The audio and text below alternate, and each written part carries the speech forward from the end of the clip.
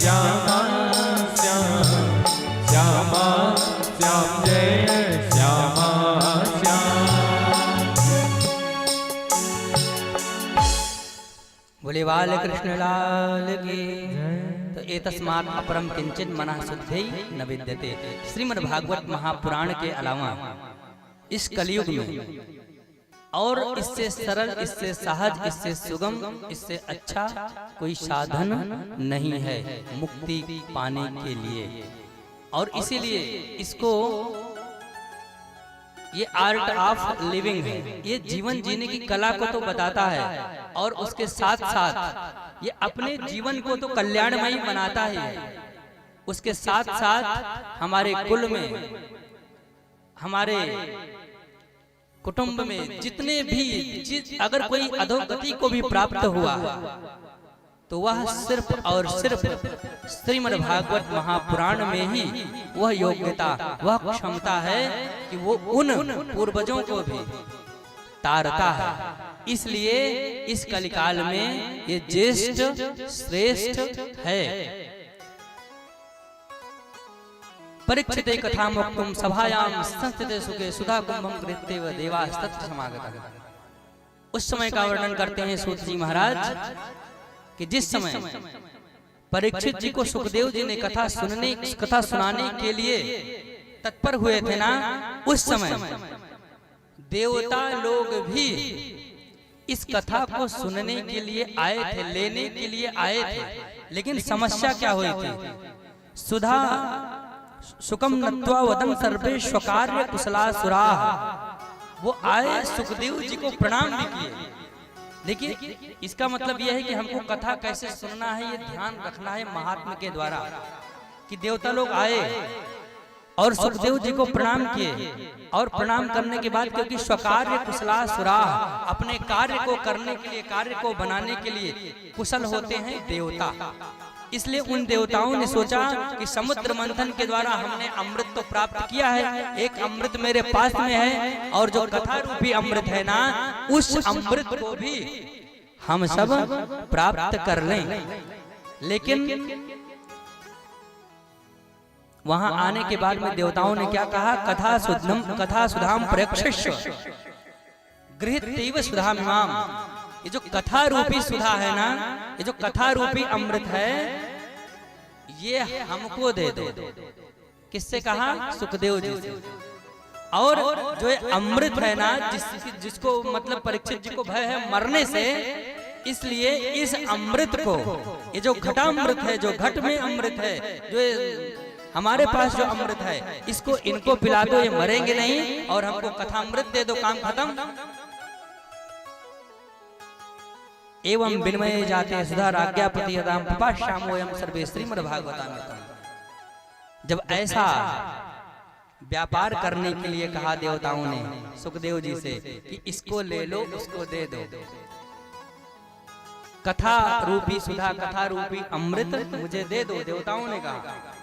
और जो मेरे पास अमृत कलश है ना, इस कलश में जो अमृत है वो परीक्षित जी को पिला दो, और ऐसा हमारा तुम्हारा व्यापार हो जाएगा। तो जो लोग कथा की महिमा को नहीं जानते हैं, वो ऐसे ही व्यापार करना चाहते हैं। लेकिन जो कथा की महिमा को जानते हैं, वो उसका ऐसा व्यापार नहीं करते कि हम तुमको ये दे दो, तुम हमको, मैं तुमको ये दे दूंगा, है ना। तो इसलिए पहले कुछ देर तक चिंतन किया सुखदेव जी ने, और एक बात और, अपने शिष्य के तरफ देख करके जानना चाहा कि मेरे शिष्य की इच्छा क्या है। और शिष्य परीक्षित जी भी मौन होकर के जैसे ऐसा निवेदन किए हो, गुरुदेव भगवान, ना मैं कथामृत को का सार जानता हूँ और न मैं घटामृत का सार जानता हूँ, और जीवन में जो अपने गुरु के शरण में शरणागत इस प्रकार से होता है कि बिल्कुल न्यूट्रल, मैं कुछ नहीं जानता। जो कहेंगे आप कहेंगे, जो करेंगे आप कहेंगे, जो मार्गदर्शन करेंगे आप करेंगे, मेरा काम है चलने का। तो इसलिए वहां पर परीक्षित जी ने भी कुछ नहीं कहा अपने तरफ। तो सुखदेव जी ने, मतलब परीक्षित जी ने जैसे पूछा हो कि गुरुदेव बताइए क्या क्या अपने लिए श्रेयस्कर है, तो वहां पर कहा क्व सुधा क्व कथा लोके क्व काचः क्व मणिर् महान। कहाँ ये कथा रूपी अमृत और कहाँ ये ऐसा अमृत। ऐसे ही इसकी बराबरी करना होगा जैसे कोई कांच चमकता हो, को काचा को मड़िर महान, जैसे कोई कांच और मड़ी की बराबरी करे। और ऐसी बराबरी क्योंकि दोनों में चमक है, लेकिन दोनों में चमक कितनी भी हो, मड़ी मड़ी है और कांच कांच है। इसलिए श्रीमद् भागवत महापुराण को क्या कहा गया? चमक तो ये भी रही है लेकिन ये मड़ी है श्रीमद् भागवत महापुराण। लेकिन अन्य जितने भी अमृत है ना वो क्या है? कांच जैसे है। तो ऐसी श्रीमद् भागवत महापुराण की महिमा है। और वो देवता लोग श्रीमद् भागवत महापुराण को खरीदने आए थे अपने अमृत के अहंकार में। इसलिए अभक्तांश विज्ञाय न ददौ स कथामृतम, इसलिए अभक्त जान करके, अपात्र जान करके देवताओं को श्रीमद् भागवत महापुराण सुखदेव जी ने नहीं प्रदान किया। और इसके विपरीत अगर सोचो कि वो देवता भी आए होते और ऐसे पंक्तिबद्ध तरीके से कहीं पीछे बैठ गए होते तो उनको उठाकर भगा दिया जाता क्या? नहीं भगाते ना। लेकिन जो कथा को अहंकार पूर्वक खरीदना चाहते हैं उनके जीवन में कथा सार्थक नहीं होती। अभक्तांश विज्ञाय न तदौ स कथामृतम। और जब इस तरह से श्रीमद् भागवत महापुराण की महिमा को ब्रह्मा जी ने देखा ना तो सत्य लोके तुलाम बद्धवा तो वो लयत साधन जा।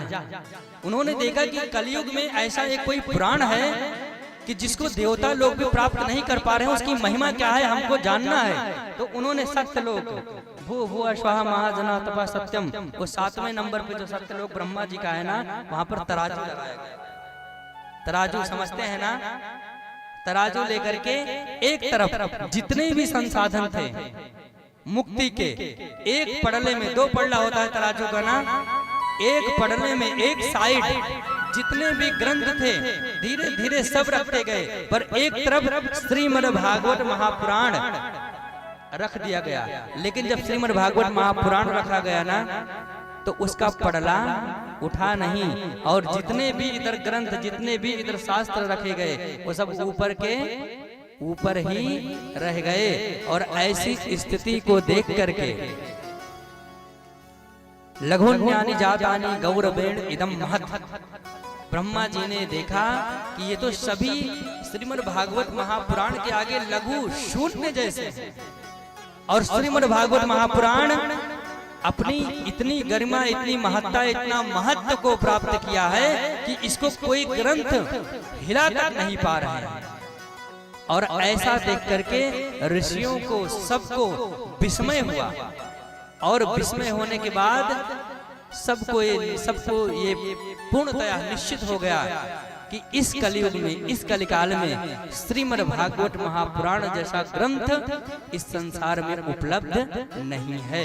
अगर किसी को जीवन जीने की कला या मरने की कला, जीने की कला, मरने की कला और मरने के बाद की भी कला, यदि किसी में तीनों लक्षण हैं, अगर हम जीवित हैं तो जीवन जीने का तरीका सिखाता है, अगर हम मृत हैं तो हमारे अपनों के द्वारा अगर आयोजन किया जाए तो हम उनको भी सद्गति मिलती है। तो हर प्रकार से श्रीमद् भागवत महापुराण ज्येष्ठ और श्रेष्ठ है। सप्ताहेन श्रुतम चैतन्य सर्वदा मुक्तिदायकम। यद्यपि इस सब प्रकार से अगर कोई क्षण भर भी सुने तो मुक्ति का साधन है, लेकिन अगर कोई विशेष मुक्ति चाहता है तो सप्ताहेन श्रुतम, अगर कोई सप्ताह विधि के द्वारा इसका श्रवण करता है तो सर्वदा अपनी मुक्ति और अपनों की मुक्ति निश्चित कर लेता है, इसमें कोई संशय नहीं है। सूत जी कहते हैं यद्यपि ब्रह्म संबंधात् श्रुतमेतत् सप्ताह श्रवण विधि कुमारैस्तस्य भास्कर। यद्यपि श्रीमद् भागवत महापुराण ब्रह्मा जी के द्वारा नारद जी को सुनने को मिला, लेकिन जो सप्ताह श्रवण विधि है ना, इसको सनक सनंदन सनातन सनत कुमारों ने नारद जी को सुनाया था। तो सभी ऋषियों को एक विस्मय हुआ कि लोक विग्रह मुक्तस्य नारदस्य अस्त्रस्य च विधि सर्वे कुता श्री प्रीति संयोगा कुत तैसा। अब स्वाभाविक सी बात है, अगर कोई बहुत चलने वाला हो, हमेशा कहीं रुकने वाला ना हो, और उसके लिए कोई ये बोल दे कि उन्होंने 1 हफ्ते तक रुक कर ये काम किया। कोई मान लो ऐसा है कि जो 1 दिन कहीं रुकता नहीं, 2 दिन कहीं रुकता नहीं। अगर इस जीवन में भी कोई कहे कि उन्होंने 7 दिन तक रुक कर ये काम किया, तो आप हमको आश्चर्य होगा ना कि ऐसे कैसे रुक गए, ऐसे कैसे हुआ। तो ऐसे ही शौनकादि ऋषियों ने भी प्रश्न किया कि लोक विग्रह मुक्तस्य नारदस्य अस्थिरस्य विधिस्त्रवे कुतः प्रीति संयोगः कुत्र तैसा। जो नारद जी कभी भी विधि विधान में ध्यान नहीं रखते, जो नारायण नारायण करके पूरे त्रैलोक्य में, पूरे यहाँ तक कि वो सभी लोकों में भ्रमण करते हैं, वैकुंठ तक निर्बाध रूप से नारायण नारायण करके चले जाते हैं, उनको ऐसा क्या समस्या आन पड़ी थी कि श्रीमद् भागवत महापुराण के सप्ताह श्रवण विधि को सुनने की इच्छा की या बैठ करके सुने। तो सूत जी ने कहा अत्रते कृतेष्यामि भक्ति युक्तम कथानकम सुखेन मम यत् प्रोक्तम रहस्यः विचारचा। मैं आज आपको उस पुराण को कहूंगा जिस पुराण को हमको परम प्रिय शिष्य मान करके सुखदेव जी ने हमको सुनाया है। एकदा ही विशालायाम चत्वारो ऋषोमलाः सत्संगार्थम समायात ददृशुस्तुत नारद। उन्होंने कहा कि एक बार की बात, विशालापुरी में सनक सनंदन सनातन सनत कुमार, जो 4 कुमार हैं, हमेशा 5 वर्षीय अवस्था में रहते हैं और 5 वर्ष की अवस्था में रहकर ये ब्रह्मा जी के प्रथम पुरुष मानस पुत्र हैं। और ये हमेशा 4 हैं, एक कथा कहता है 3 सुनते हैं, फिर दूसरा वाला कहता है फिर 3 सुनते हैं। ऐसे ही न कथा से बोर होते हैं न कथा से उबते हैं, कभी भी हमेशा भगवान की कथा को सुनते रहते हैं। और ऐसे ही वो कथा कर रहे थे, सुन रहे थे, इतने पर नारद जी वहाँ विशालापुरी में पहुंचे। और जब नारद जी पहुंचे तो उन ऋषियों ने कहा कथम ब्रह्मन दीन मुखा कुतश्चिंता तरो भवान त्वरितम गम्यते कुत्र कुतश्चागमनं तव। अगर कोई संत हैं तो बहुत स्थिर चाल चलते हैं ना, कोई जल्दबाजी नहीं। लेकिन नारद जी को देख करके सनक सनंदन सनातन सनत कुमारों ने, जो विशालापुरी में बैठे थे सत्संग कर रहे थे, उन्होंने देखा कि नारद जी जा रहे हैं, लेकिन जैसी प्रतिदिन की गति थी वैसे नहीं जा रहे हैं। कैसे जा रहे हैं? उनका मुख जो है, क्योंकि संतों का मुख कैसा होता है? तेजस्वी, प्रसन्न, हर स्थिति में मुस्कुराते हुए। अगर दुखी भी होते हैं तो दूसरों के दुख से दुखी होते हैं, है ना? तो इसलिए, लेकिन नारद जी आज जब जा रहे थे तो दीन मुख थे। इसलिए दीन मुख मतलब उनका मुख दीनहीन था, म्लान था, वो प्रसन्न चित्त नहीं दिख रहे थे। और उस अप्रसन्नता को, उस दुख के भाव को देख करके सनक सनंदन सनातन सनत कुमारों ने पूछा कथम ब्रह्मन दीन मुखा, हे ब्रह्मन तुम दीन मुख क्यों हो? और कुतश्चिंतातुरो भवान, तुम चिंतातुर क्यों हो? क्योंकि संत कोई चिंतातुर रहे वो भी शोभायमान नहीं है, संत दीन मुख हो वो भी शोभायमान नहीं है। और त्वरितम गम्यते कुत्र कुतश्चागमनं तव, और तुम इतनी जल्दबाजी में जा कहाँ रहे हो? और कोई भी संत अगर बहुत जल्दबाजी में चले तो वो भी शोभा नहीं माना जाता ना। आराम से सबको सुनते हुए, सबको देखते हुए, और जब सबको सुनते हुए सबको देख कर चलते हैं तो सबका समाधान करते चलते हैं। लेकिन नारद जी बहुत हड़बड़ी में थे, जल्दी में थे, जल्दी जल्दी जा रहे थे। तो इसलिए पूछा गया त्वरितम गम्यते कुत्र और कुतश्चागमनं तव, तुम इतना जल्दी जा कहाँ रहे हो और इतनी जल्दी में आ कहाँ से रहे हो? इन सबको हमको सही सही बताओ।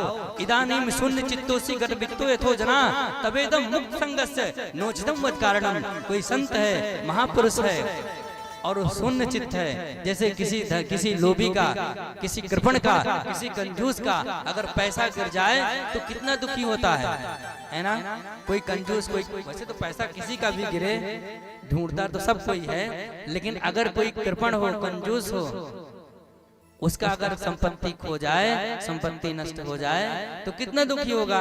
तो इसलिए इदानीम शून्य चित्तोसी गतवित्तो यथो जना तबेदम मुक्त संगस्य नोचितम वद कारणम। हे नारद जी, आप मुक्त संग हैं, आपका संग मुक्त है, मतलब आप किसी के बंधन में नहीं हैं। और अगर आप ऐसे दुखी हैं तो ये ठीक नहीं है, इसलिए सही सही कारण मुझे आज बताओ।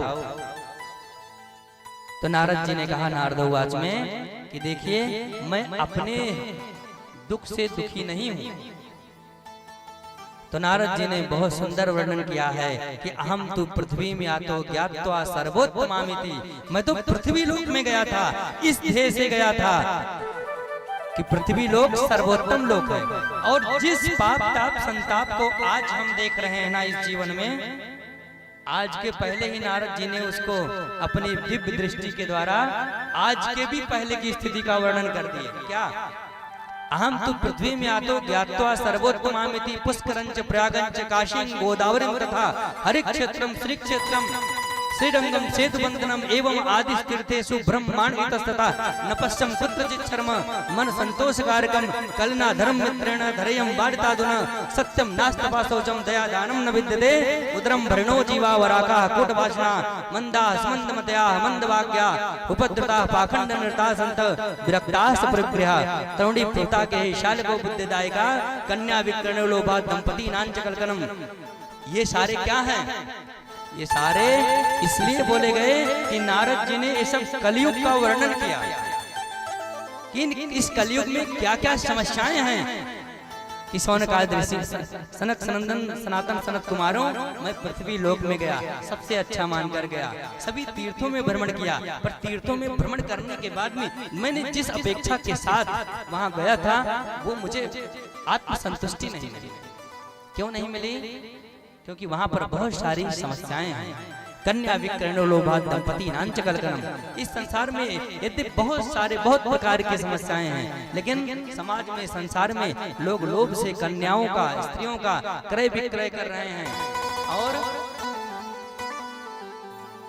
आश्रम रुद्धास्तीर्थानि सरतस्तथा, जो आश्रम है उस पर दुष्ट लोगों ने कब्जा कर लिया है। सात्विक लोग उससे बहिष्कृत होते जा रहे हैं।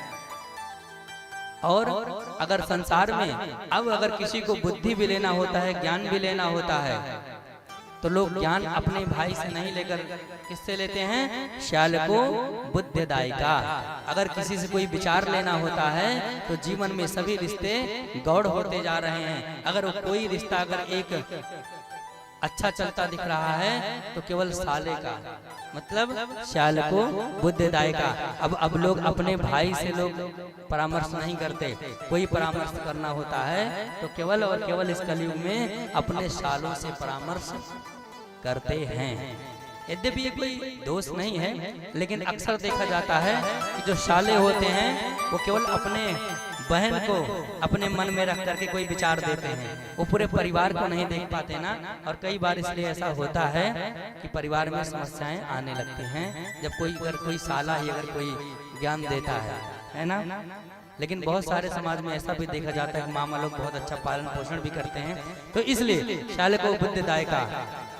और ऐसे ही भ्रमण करते करते करते करते नारद जी कहते हैं कि मैं करते करते जाकर के मैं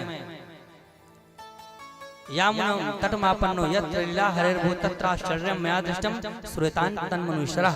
ऐसा मैं भ्रमण करते करते मैं यमुना जी के तट पर पहुंचा। और जब यमुना जी के तट पर पहुंचा तो मैंने एक घोर आश्चर्य देखा कि एका तू तरुणी तत्र निष्णाखिन्न मानसा वृद्धौ तो परतो पार्श्वे निःसंतो चेतनौ। मैंने देखा यमुना जी के तट पर दो वृद्ध और एक युवा अवस्था में एक तरुणी स्त्री वहां पर बैठी, और वो बैठ करके 10 दिक् निरीक्षण तो रक्षितारम न जम्मपो। वो अब बहुत भयाक्रांत है, डरी हुई है, और वो चारों तरफ देख रही है जैसे किसी रक्षक को ढूंढ रही है। ऐसी स्थिति में देख करके मैं उसके पास गया। ऐसा नारद जी कहते हैं कि मैं उस परेशान स्त्री के पास में गया, और जब पास में गया तो दृष्ट्वा दूरात् गता सोहम कौतुकेन तदंतकम माम दृष्ट्वा चोत्थिता वाला बिहवला चा प्रविद्वचा। वो स्त्री मुझे देख करके खड़ी हो गई, और खड़ी होकर के कहने लगी, भो भो साधो क्षणं तिष्ठ मच्चिंतामपि नाशय दर्शनम तव लोकस्य सर्वधा घरं परम। बहुधा तव वाक्येन दुःख शांतिर्भविष्यति यदा भाग्यं भवेत् भूरि भवतो दर्शनं तदा। भो साधु क्षणं तिष्ठ। हे संत, हे साधु, क्षण भर रुको, क्षणं तिष्ठ मत चिंतामपि नाशय। उस स्त्री ने कहा कि हे साधो, हे संतजन, थोड़ा रुको, क्षण, कितना रुको? क्षणम तिष्ठ, एक क्षण रुको। और क्या करो? मत चिंताम विनाश, मेरी चिंता को भी नाश करते जाओ। इसका मतलब क्या है? ये संतों की महिमा है। क्या महिमा है? कि संत दिखे हैं, कोई परिचय नहीं है, पर परिचय ना होने के बाद भी क्या कह रही हैं भक्ति महारानी कि भो भो साधो क्षणम तिष्ठ, ए साधो एक क्षण रुको। कितना रुको? एक क्षण। और मत चिंता, मेरी भी चिंता का नाश करते जाइए। अब मेरी भी का मतलब क्या है? मेरी भी मतलब, अगर हम कहते हैं कि मेरा, जैसे कोई मार्केट जा रहा है, बाजार जा रहा है, अगर आप कहते हैं कि मेरा भी सामान लेकर के आना, इसका मतलब और सबका सामान वो लेकर के आ रहा है, तभी कहेंगे मेरा भी ना। इसलिए मत चिंताम अभी, मेरी चिंता को भी नाश करते जाइए, समाप्त करते जाइए। इसका मतलब है आप संत हैं, महापुरुष हैं, आप सभी की चिंताओं को नष्ट करने वाले हैं। इसलिए आप मेरी चिंता को नाश करिए। और संतों का जितना महिमा कहा जाए उतना कम, इसलिए संतन के संग लाग रे तेरी अच्छी बनेगी, संतन के संग लाग रे हो तेरी अच्छी बनेगी। संतन के संग लाग रे तेरी अच्छी बनेगी। संतन के संग लाग रे हो तेरी अच्छी बनेगी। संतन के संग लाग रे तेरी अच्छी बनेगी। अच्छी बनेगी तेरी बिगड़ी बनेगी। अच्छी बनेगी तेरी बिगड़ी बनेगी। अच्छी बनेगी तेरी किस्मत जगेगी। अच्छी बनेगी तेरी किस्मत जगेगी। जाग सके तो जाग रे, जाग सके तो जाग रे वो तेरी अच्छी बनेगी। संतन के संग लाग रे वो तेरी अच्छी बनेगी।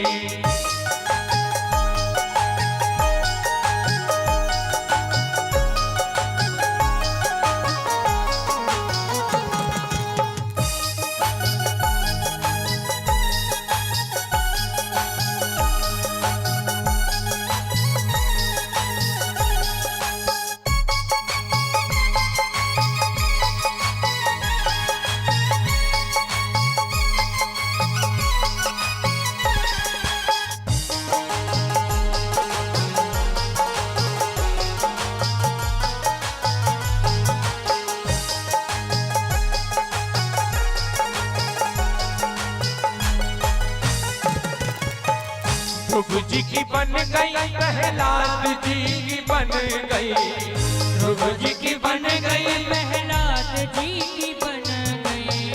ध्रुव जी की बन गई, प्रहलाद जी की बन गई। ध्रुव जी की बन गई, प्रहलाद जी की बन गई। ध्रुव जी की बन गई, प्रहलाद जी की बन गई।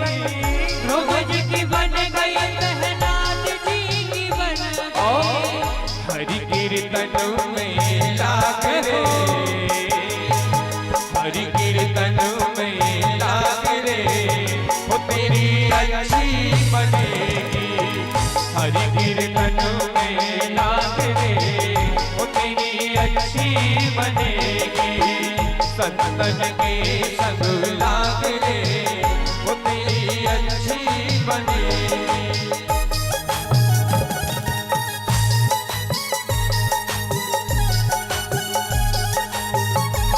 जय हो।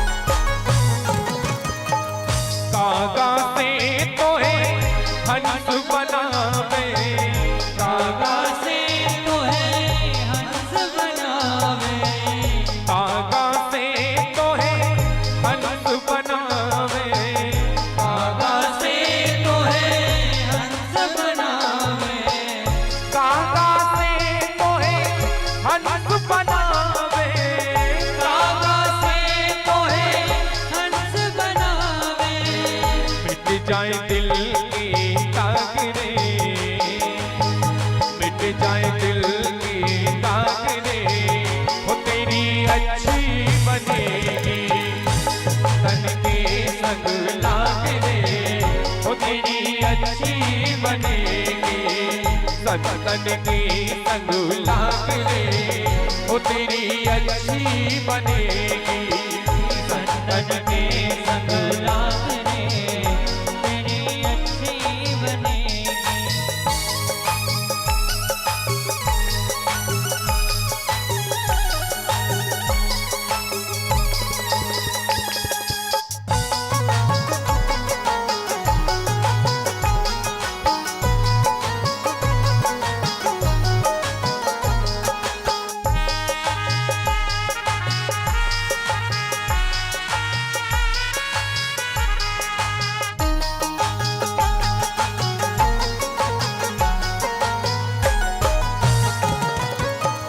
संतन के संग भक्ति बढ़ेगी, संतन के संग भक्ति बढ़ेगी, संतन के संग भक्ति बढ़ेगी, संतन के संग भक्ति बढ़ेगी, संतन के संग भक्ति बढ़ेगी, संतन के संग भक्ति बढ़ेगी। राम चरण अनुराग रे,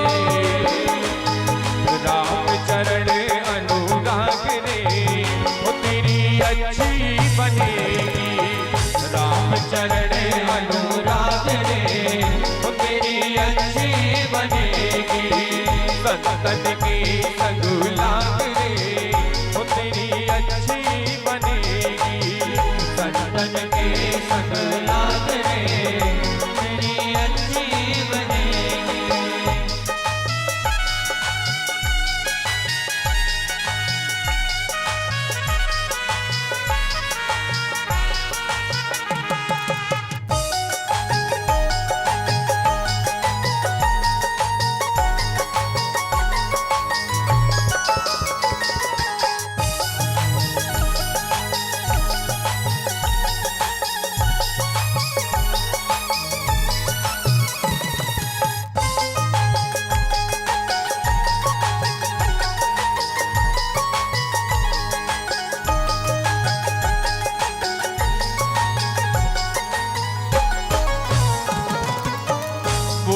रात में बहुत दिन सोया, मोह रात में बहुत दिन सोया, मोह रात में बहुत दिन सोया, मोह रात में बहुत दिन सोया, मोह रात में बहुत दिन सोया, मोह रात में बहुत दिन सोया, जाग सके तो जाग रे, जाग सके तो जाग रे, वो तेरी अच्छी बनेगी, जाग सके तो जाग रे, वो तेरी अच्छी बनेगी, संतन के संग लाग रे, वो तेरी अच्छी बनेगी, संतन के संग लाग रे, तेरी अच्छी बनेगी,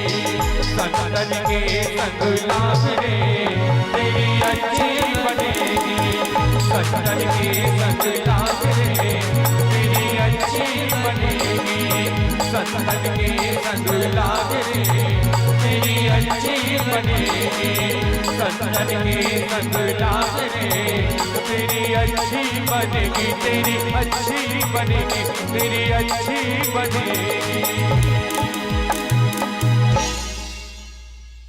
बोले संत भगवान की जय हो। तो संतन के संग लाग रे तेरी अच्छी बनेगी, इसमें कोई किंतु परंतु नहीं है।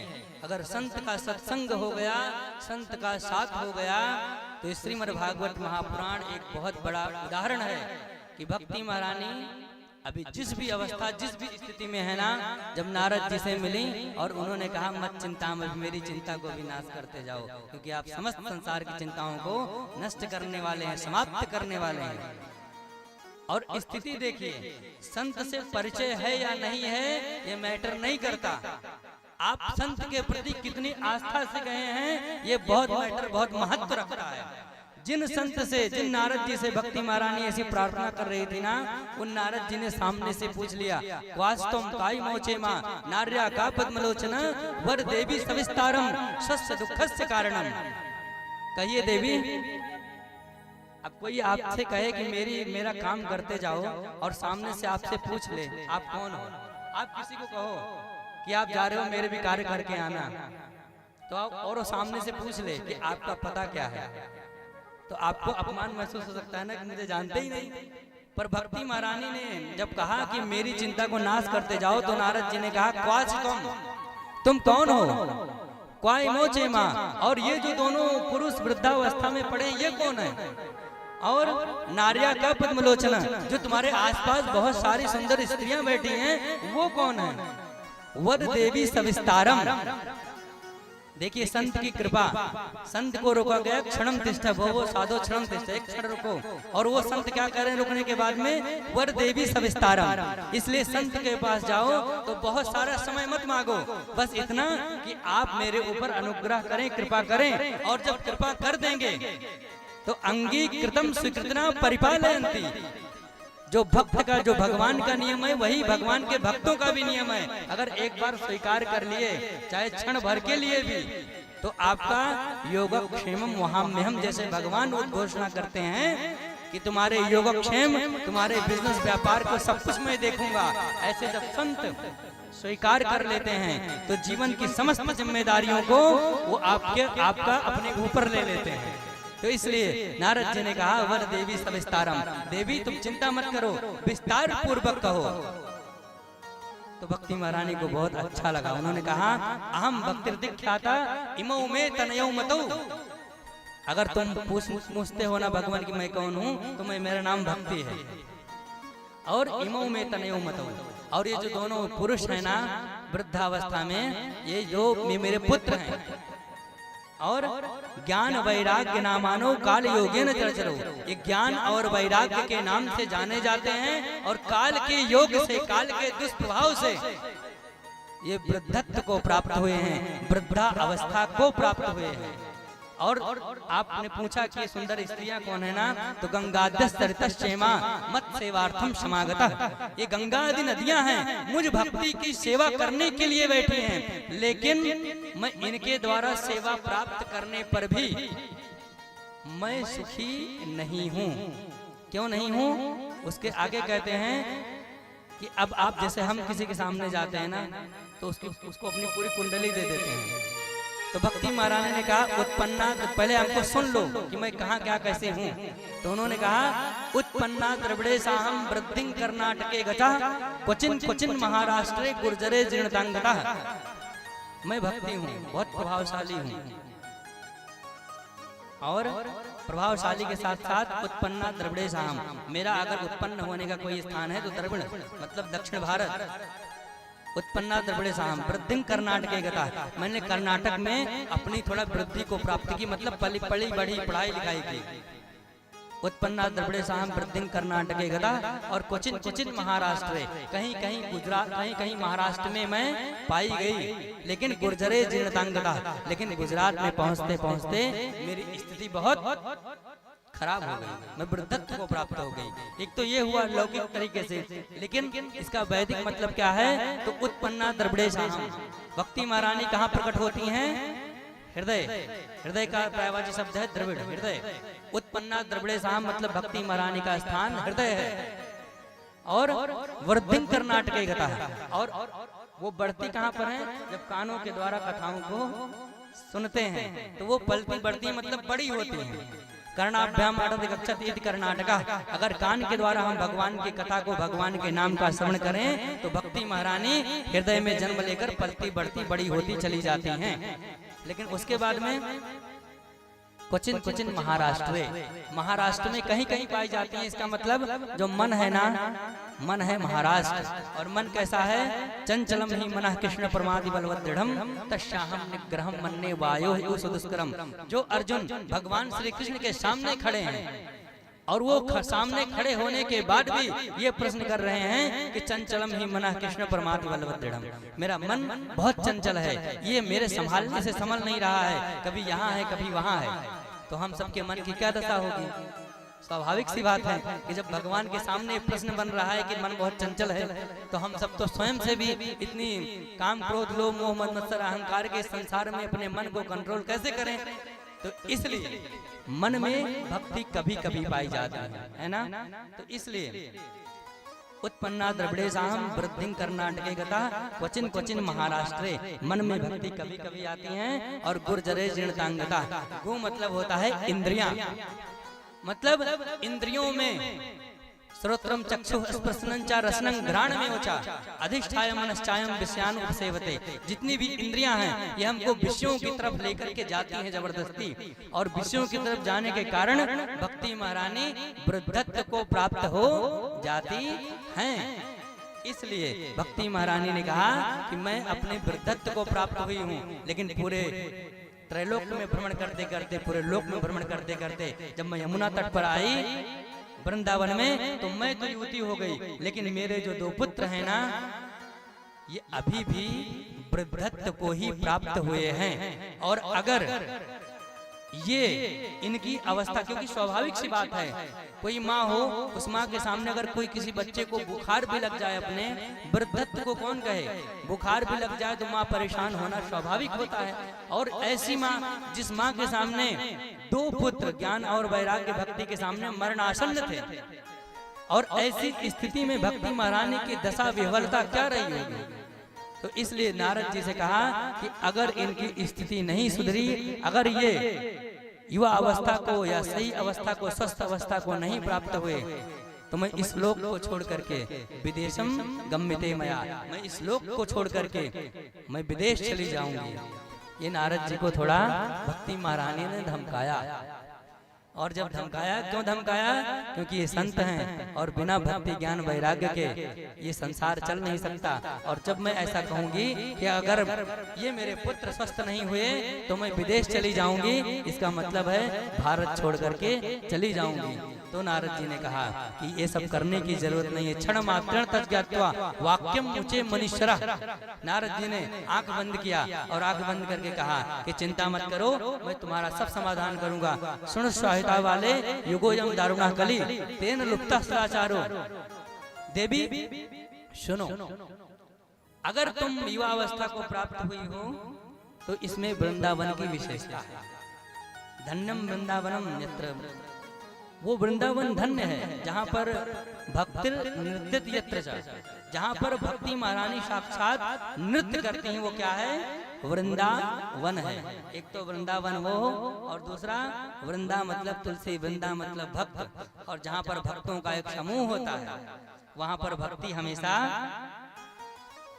युवा अवस्था को ही प्राप्त की रहती हैं। और फिर नारद जी ने कलयुग के बहुत सारे कारण को बताया कि अत्र साधो विसीदन्ति प्रहिष्यन्ति है साधवा।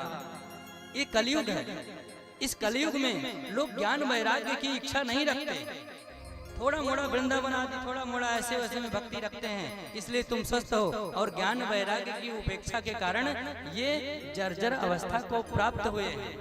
और इसमें किसी का दोष नहीं है। तुमको न कामवि सुतहि शाकम, लोग भक्ति तो करते हैं पर ज्ञान वैराग्य के तरफ उन्मुख न होने के कारण वो ज्ञान वैराग्य वृद्ध हैं। और वैसे भी इस कलयुग में कोई ज्ञान और वैराग्य को धारण करना नहीं चाहते। तो जब कलयुग की बहुत सारी इन सब बातों को नारद जी ने कहा, तो भक्ति महारानी ने कहा कि जब कलयुग में इतनी समस्या है तो कथम परीक्षिता राजा स्थापित है सुचि कली। भक्ति महारानी ने कहा कि जब कलयुग में इतनी समस्या है तो परीक्षित जी ने इस कलयुग को क्यों रहने दिया? प्रवृत्ते तु कलो सर्वसारा कुत्र गतो महान। और कलयुग का ऐसा क्या प्रभाव है कि सारे ज्ञान और वैराग्य लुप्त होते जा रहे हैं? तो नारद जी ने कहा यदि पृष्ठस्तोया बाले प्रेमता श्रवणं कुरु। हे बाले, अगर तुमने इतना अच्छा प्रश्न किया है तो प्रेम पूर्वक सुनो। यदा मुकुंदो भगवान क्षमाम त्यक्त्वा सपदं गता तद्दिनात् कलिरायाता सर्वबाधन बाधका। जिस दिन से गोविंद, जिस दिन से भगवान श्री कृष्ण इस लोक को छोड़ करके अपने धाम को गए थे, उसी दिन से ये कलयुग इस संसार में व्याप्त हो गया। लेकिन इस कलयुग में दोष तो हैं, लेकिन बहुत सारी अच्छाइयां भी हैं। अब मैं तुमको भक्ति महारानी उसकी अच्छाई को मैं कहता हूँ। यत् फलम नास्ति तपसा न योगेन समाधिना तद फलम लभते सम्यक कलौ केशव कीर्तनात्। ये सब ये अर्थ हम सब के लिए। अन्य अन्य युग में जन्म जन्म मुनि जतन कराही अंतराम मुख, मतलब अन्य लोक में अन्य समय में बहुत सारी समस्याएं थी। लोग हजारों हजारों वर्ष तक यज्ञ करते थे, अनुष्ठान करते थे, पर वो भी ये इस विषय पर आश्वस्त नहीं रहते थे कि मेरी मुक्ति हो जाएगी। लेकिन कलयुग में नारद जी ने कहा कलयुग में विशेष एक अच्छाई है। यत् फलम नास्ति तपसा न योगेन समाधिना तत्फलम लभते सम्यक कलौ केशव कीर्तनात्। अगर इस कलयुग में केशव का, भगवान श्री कृष्ण का नाम संकीर्तन मात्र किया जाएगा तो इस कलिकाल से कलुषित प्राणी को मुक्त होने में कोई बाधा नहीं बन सकती। किससे? अगर केशव का, भगवान श्री कृष्ण का, भगवान श्री राम का या अन्य अपने किसी भी इष्ट का अगर नाम संकीर्तन किया जाए तो मुक्त होने का सबसे सहज और सबसे सरल साधन है। और भक्ति महारानी को ऐसे कलयुग का प्रभाव बता करके और भी बहुत सारे वर्णन करते हैं। और वर्णन को करने के बाद में फिर भक्ति महारानी बहुत प्रसन्न होती हैं और प्रसन्न होकर के सुंदर स्तुति करती हैं कि जयति जगति माया यश काया धवस्ते वचन रचनमेकम केवलं चाकलय्य ध्रुव पद्मपि आतो यत् कृपातो ध्रुवयम् सकल कुशल पात्रम ब्रह्मपुत्रम नतास्मि। हे ब्रह्मा जी के पुत्र, हे नारद जी, आपको प्रणाम है क्योंकि आपने हमारी समस्त समस्याओं का समाधान किया। और उसके बाद में नारद जी ने सोचा कि अगर मेरी स्तुति कर रही, प्रार्थना कर रही हैं क्योंकि मैंने इनके दुख को हरा है, तो उसके बाद जो कोई अच्छा डॉक्टर होता है ना, तो कोई भी कैसा भी पेशेंट हो वो हाथ पकड़ करके, कोई कितना अंतिम स्टेज पे भी हो तब भी वो कहता है चिंता मत करो, बस अभी एक इंजेक्शन की बात है, अभी स्वस्थ हो जाएंगे। तो नारद जी ने भी कहा वृथा खेदे से वाले अहो चिंता तुरा कथम श्री कृष्ण चरणाम ध्वज स्मर दुखम गमिष्यति। हे भक्ति महारानी, तुम चिंतित क्यों हो? ये ज्ञान और वैराग्य दुखी है ना, दुखी होने की बात नहीं है। आप चिंता मत करो, सब अच्छा होगा। और सब अच्छा कैसे होगा? फिर नारद जी ने उद्घोष किया कि तुम चिंता मत करो, अगर मैं तुमको घर घर और जन जन में ना पहुंचा दिया तो मेरा नाम नारद नहीं है। ऐसी घोषणा की है नारद जी ने। और जब ऐसी घोषणा की तो भक्ति महारानी ने बहुत प्रेम से कहा कि अहो नारद धन्यो से प्रीति से मैं निश्चला। हे नारद तुम धन्य हो, आपकी प्रीति जो मेरे लिए निश्चल भाव से है ना, उसको मैं प्रणाम करती हूँ। ना कदाचित विमुंचामि चित्ते स्थास्यामि सर्वदा। और मैं तुमसे वादा करती हूँ नारद जी, आज के बाद तुम भक्ति के लिए कीर्तन नहीं करोगे, तुम्हारे हृदय में मैं विराजमान हमेशा रहूंगी, तुमको मुझे ढूंढने की जरूरत नहीं है। ना कदाचित विमुंचामि चित्ते स्थास्यामि सर्वदा, हम तुमको कभी भी अपने चित्त से अलग नहीं करेंगे। भक्ति महारानी ने खुद कहा कि मैं जिस भक्ति के लिए हम सब इतने संघर्ष सब कुछ करते हैं, उन भक्ति महारानी ने कहा कि मैं अपने चित्त से नारद जी तुमको मैं निकलने नहीं दूंगी। लेकिन बस एक और बात है, कृपालु ना त्वया साधो मत बाधा धंसदो क्षणात्। आपने मेरी बाधा को एक क्षण में नष्ट कर दिया। मेरी सारी मानसिक जो भी विपन्नता थी, जो भी समस्याएं थी मानसिक, उन सबको आपने नष्ट कर दिया। पर पुत्रयोः चेतना नास्ति ततो बोधय। प्रश्न करने का तरीका देखिए, गुरु संत से जब मिले तो केवल अपनी समस्या ना बताएं। ये भी जैसे भक्ति महारानी ने कहा ना, आपकी कृपा से मेरी जितनी बाधा थी 1 मिनट में समाप्त हो गई, पर मेरी बाधा समाप्त हो गई, पर मेरे पुत्रों में थोड़ी समस्या है। पुत्रयोः चेतना नास्ति, इनको चेतना नहीं है, ये मृत अवस्था में है, इसलिए ततो बोधय। इनको जागृत करिए, इनको जगाइए। ऐसा वचन सुन करके नारद जी मुखम संयोज्य करणांते शब्द मुंचै प्रमुंचरन, कान में जाकर के ज्ञान और वैराग्य के गीता पाठैर मुहुर्मुहु, गीता आदि का पाठ बार बार किए, लेकिन बकवत पालितो, मतलब कुल मिलाकर के ये कि वो ऐसी अवस्था में थे कि वेद वेदांत गीता आदि के पाठ के बाद भी वो वृद्धा अवस्था को ही प्राप्त थे। अब इसका मतलब एक तरह से ये है कि अगर ज्ञान और वैराग्य वृद्धावस्था को प्राप्त थे, वो वृद्ध थे, तो किसी डॉक्टर की जरूरत थी, और डॉक्टर का काम है इंजेक्शन लगाना, दवा देना। पर नारद जी यहाँ पर गीता पाठैर मुहुर्मुहु, मतलब ये किस स्थिति की बात है? इसका मतलब है ये हमारे जीवन की बात है। अगर जीवन में कभी भी ज्ञान और वैराग्य का प्रभाव कम हो तो हम संतों के पास जाएं, और संतों के पास जा करके जब हमारे अंदर ज्ञान और वैराग्य की कमी हो जाती है ना, तो जीवन में जितनी भी प्रकार के डिप्रेशन होते हैं, कब होते हैं? किसी भक्त को कभी भी डिप्रेस्ड होकर, कभी भी डिप्रेशन में आकर के, आप सब अनाप शनाप कार्य करते देखे हैं क्या? कोई संत के ऊपर बहुत समस्या है और अनाप शनाप कार्य क्यों नहीं करते ना? क्यों नहीं करते? क्योंकि भक्ति का प्रभाव होता है, और भक्ति का प्रभाव ऐसा होता है कि किसी भी देश में, किसी भी वेश में, किसी भी परिस्थिति में भक्त रहता है तो चिंतित नहीं रहता है। वो भगवान का मान करके कि मुझे तुमने दाता बहुत कुछ दिया है, तेरा शुक्रिया है, आपने जितना भी दिया है वो पर्याप्त है। और जब ये भावना आ जाती है तो भगवान कहते हैं जब मैंने इसको दिया नहीं तो इतना धन्यवाद, इसलिए इसको और दो। इसलिए भगवान को धन्यवाद दो, जितना भी भगवान दिए हैं उतने में खुश रह करके भगवान को धन्यवाद दो कि शायद मैं इतने के ही पात्र था, मेरे अंदर पात्रता ना हो। इसलिए अपने अंदर अपात्र कभी भी कहीं भी असफलता हो तो भगवान को निवेदित करें कि भगवान, हो सकता है कि मैं इस सफलता की योग्य न रहा हूँ, लेकिन मैं कर्मण्येवाधिकारस्ते, कर्म करना मैं नहीं छोड़ूंगा, फल देना आपका कार्य है, जब आपको दया आएगी तब मुझे वो कर्म दे देना। तो इसलिए ज्ञान और वैराग्य के कान में नारद जी ने वेद वेदांत का उद्घोष किया युवा करने के लिए। जब मानसिक रूप से कोई वृद्ध होता है तो उसको कोई भी दुनिया की औषधि युवा अवस्था को नहीं प्राप्त करा सकता, लेकिन जब मानसिक रूप से कोई वृद्ध हो, मानसिक रूप से कोई परेशान हो, प्रताड़ित हो, तो उसको केवल और केवल वेद वेदांत, केवल और केवल श्रीमद् भागवत महापुराण ही पुनर्जन्म और उस मन को वृद्धावस्था, मन को युवा अवस्था प्रदान कर सकता है। तो नारद जी जब वेद वेदांत को सब कुछ कह करके हार गए, और उसी समय आकाशवाणी हुई कि तत्ते कर्मा भुजा विरासंति साधवा साधु भूषणा, जाइए तुमको सत्कर्म करो, और सत्कर्म करोगे तो तुमको साधु जन संत जन मार्गदर्शन देंगे, और मार्गदर्शन करेंगे तो तुम ऐसे किसी उपाय को पाओगे जिस उपाय से ज्ञान और वैराग्य युवा अवस्था को प्राप्त होंगे। तो नारद जी को ये अहंकार नहीं हुआ मैं इतना बड़ा संत, मैं कहाँ जाऊंगा। उन्होंने तुरंत ये नहीं सोचा कि मैं बहुत बड़ा संत हूँ, मैं किससे पूछने जाऊंगा।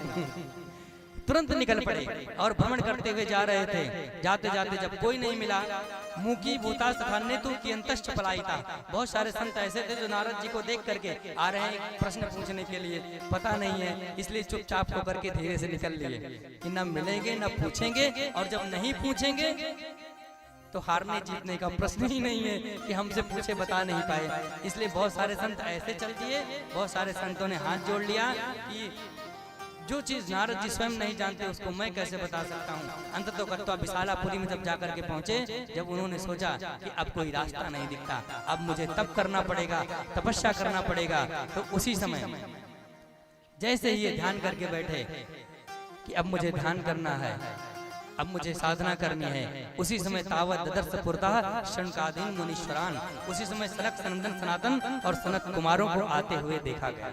और जब आते हुए देखे गए तो नारद जी ने हाथ जोड़कर प्रार्थना किया, सारे वृत्तांत को बताया कि ज्ञान और वैराग्य वृद्धत्व को प्राप्त हुए हैं, उनकी मुक्ति के लिए, उनको युवा करने के लिए अगर कोई साधन हो तो बताइए।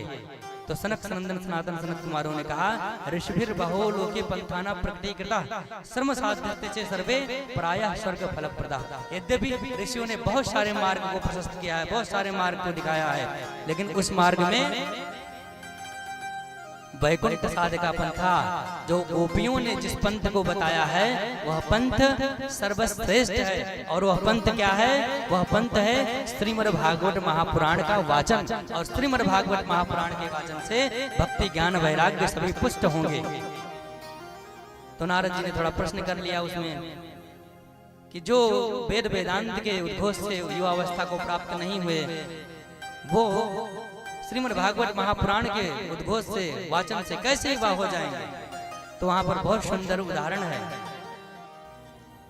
कि जैसे आम का पेड़ होता है ना, आम का पेड़ की अगर डाल को तोड़ करके उसको मुंह में डालो तो स्वाद कैसा आएगा? कसा आएगा या कैसे भी खराब स्वाद आएगा।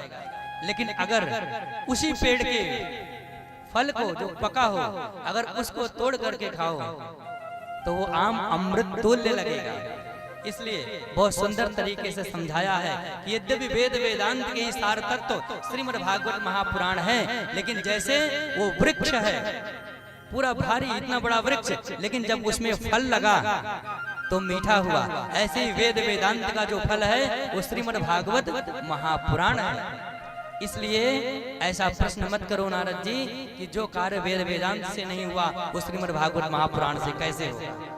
और इन सब बहुत समाधान के बाद में उसमें एक क्षुणावि मध्यांतम गन्ने का भी एक स्वरूप बताया गया कि गन्ना देखो कैसा होता है, लेकिन जब उससे रस निकलता है, रस से शक्कर बनती है, शक्कर से रसगुल्ले बनते हैं, तो कोई रसगुल्ले और गन्ने से बराबरी कैसे कर सकता है ना?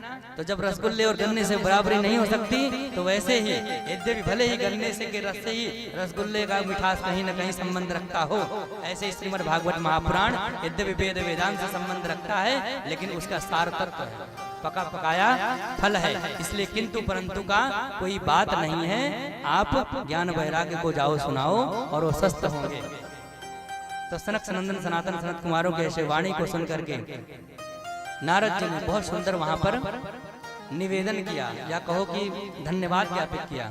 भाग्योदय न बहुजन, मेरे बड़े भाग्य से आप जैसे सत्पुरुषों का दर्शन हुआ और दर्शन के माध्यम से ये मार्गदर्शन मिला, नहीं तो मैं इस मार्गदर्शन से आज तक अधूरा रहता।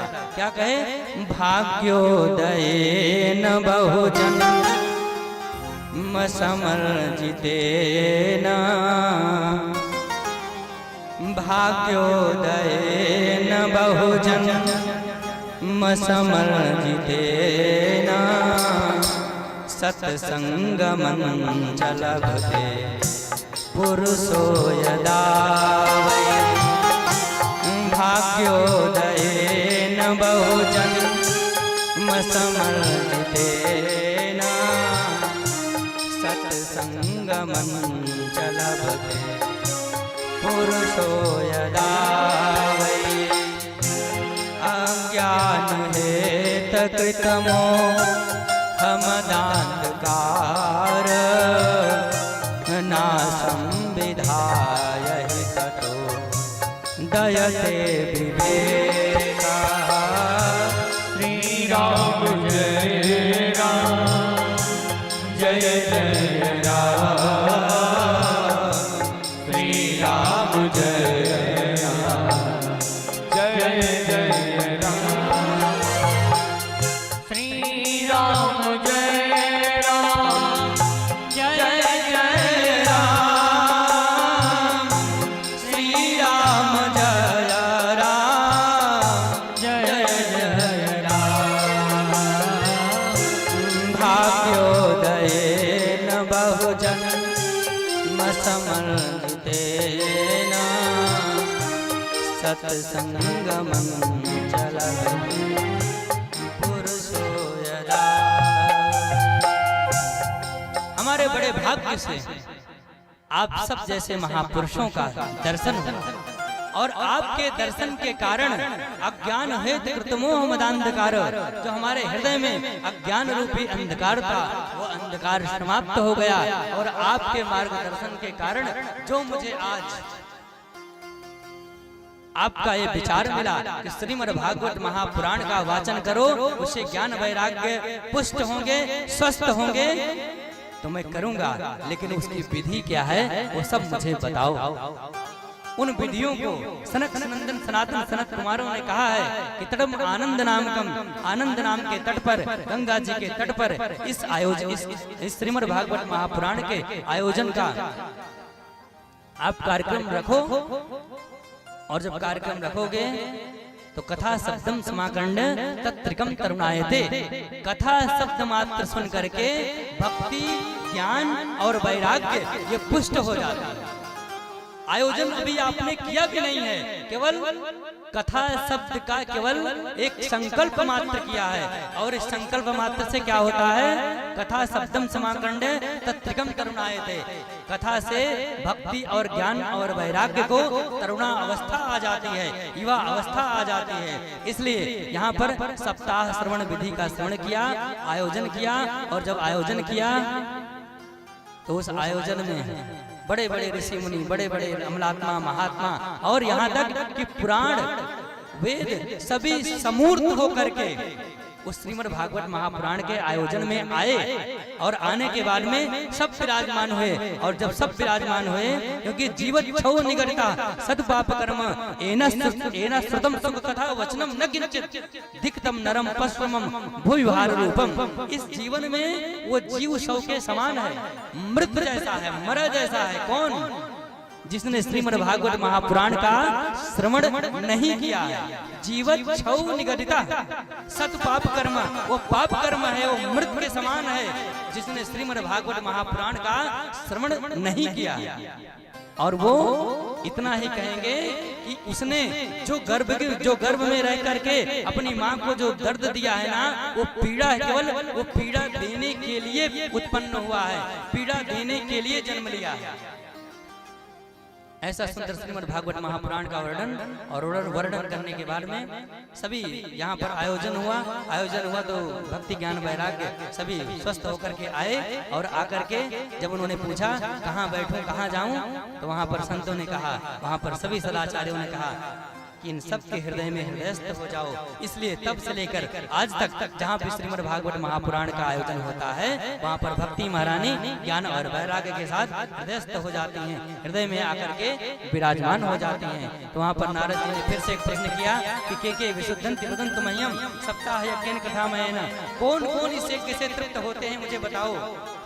तो वहाँ पर ऋषियों ने कहा, ये मानवः पाप कृतो सर्वदा सदा दुराचार रता बीमार वागा, जो लोग भी अपने जीवन में स्तेन सुरापो मृत्यु ब्रह्म महागुरुतल्प का, इस जीवन में जितने भी प्रकार के पाप हैं, वो समस्त प्रकार के पापों को किए हों, तो भी अगर श्रीमद् भागवत महापुराण को श्रवण करने के लिए अगर वो तत्पर होते हैं, तो जीवन के समस्त पापों तापों संतापों को नष्ट करने का सामर्थ्य श्रीमद् भागवत महापुराण में है।